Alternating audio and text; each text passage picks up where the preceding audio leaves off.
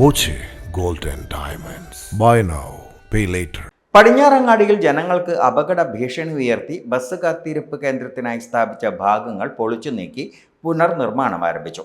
മാനദണ്ഡങ്ങൾ ലംഘിച്ചാണ് ബസ് കാത്തിരിപ്പ് കേന്ദ്രം നിർമ്മിക്കുന്നതെന്ന് പരാതി ഉയർന്നതിനെ തുടർന്നാണ് നടപടി. പടിഞ്ഞാറങ്ങാടി കൂറ്റനാട് റോഡിൽ ആരംഭിച്ച ബസ് കാത്തിരിപ്പ് കേന്ദ്രത്തിനായുള്ള നിർമ്മാണത്തിലാണ് അപാകത ആരോപണം ഉയർന്നത്. പൊതുമരാമത്ത് റോഡ് കുത്തിപ്പൊളിച്ച് താബൂക്ക് കൊണ്ട് അടിത്തറ നിർമ്മിച്ചതോടെ വലിയ അപകടങ്ങൾക്ക് വഴിവെക്കുന്ന അവസ്ഥയായി.